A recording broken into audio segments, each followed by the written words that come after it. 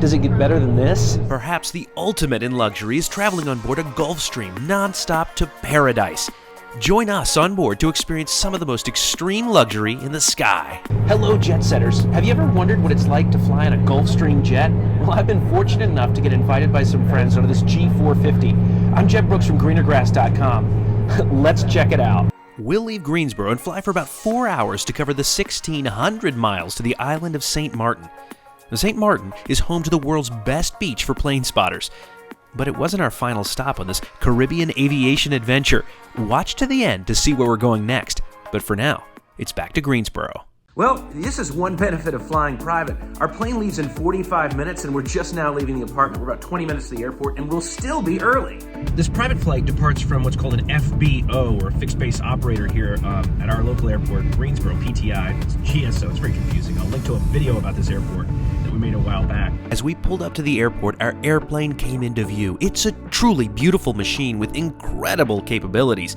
Now, it's about the same size as the CRJ 200, which airlines cram 50 people onto. As you're about to see, that's not the case today. We headed into the FBO, which makes just about every airline lounge look pretty basic.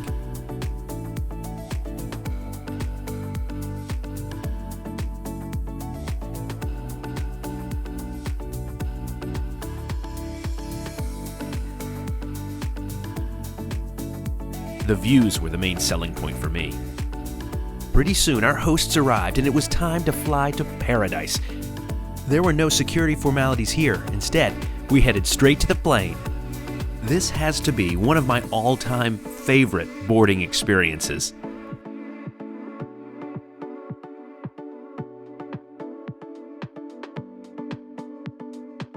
There's space for up to 14 people on board this particular G450. Again, the similarly sized CRJ 200 has 50 seats. Our flight today only has 8 passengers. Everybody's got plenty of room.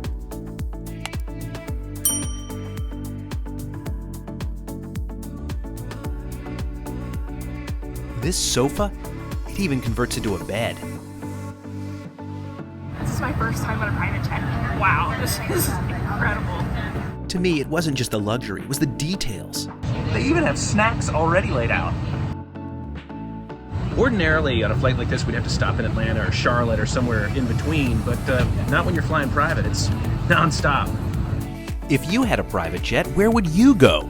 As for us, after a quick safety briefing from our captain, we started our own journey to the islands. This is unreal, and we're just taxiing.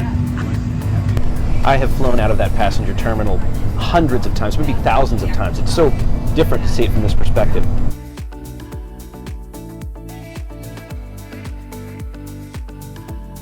Turning on runway 23 left here in Greensboro, ready for departure. Taking off in a Gulfstream G450 is unlike anything else.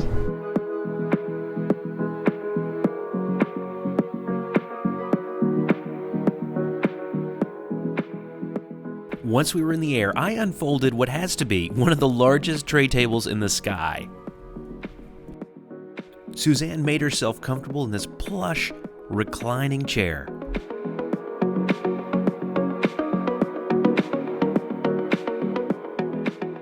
These windows are massive, but if for some crazy reason you decide you don't want to see out and want to close them instead, well, that's easy enough to do.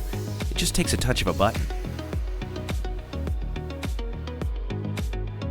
The screen displayed all the vital information about our flight, which was helpful because we noticed we were deviating from our original plan, which was to take us out over the North Carolina coast and then the Atlantic Ocean. Now, on a commercial flight, you'd have to wait for an update from the pilot in a situation like this. But on board a Gulfstream, you just walk into the cockpit and ask what's going on. Our flight plan has just changed. We're having to go along the coast instead of straight out over the Atlantic Ocean because there's a rocket launch, and so there's a temporary flight restriction that's adjusted the flight, the airspace that we can operate in. I won't complain about more time up here, but thankfully the pilots decided to take on more fuel than we needed back in Greensboro, so it's less expensive. So we've got the fuel we need, and we'll just keep on trucking. Onboard service began with a hot towel.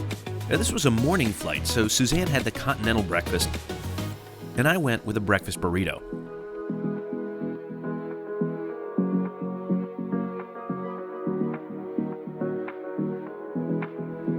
All that food was prepared by our flight attendant in this gorgeous galley, which is located at the back of the plane.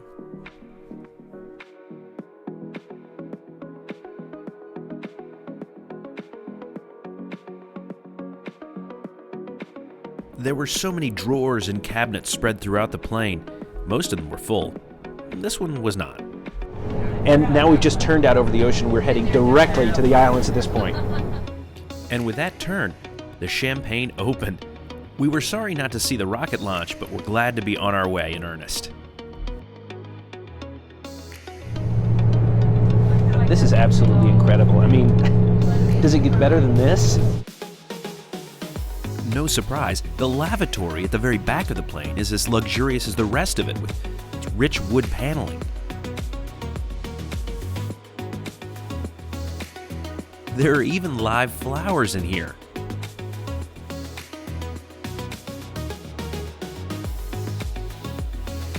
It's time to measure everything with the greener grass tape measure. I'm just kidding, it's massive.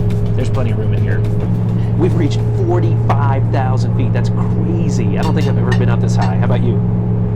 We're only traveling 1,600 miles today, but this plane can go much farther, up to 5,000 miles. In fact, our pilots had recently flown it from Washington Dulles to Milan.